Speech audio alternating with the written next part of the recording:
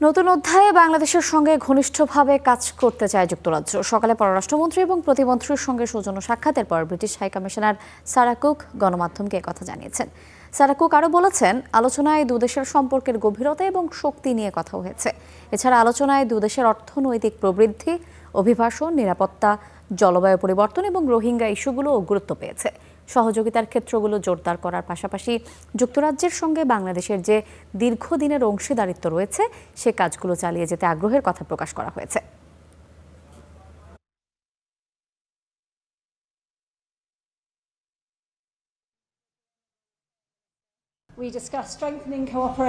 দুদেশের পারস্পরিক সম্পর্ক নতুন করে বিনির্মাণ হবে বলে আশা করছি।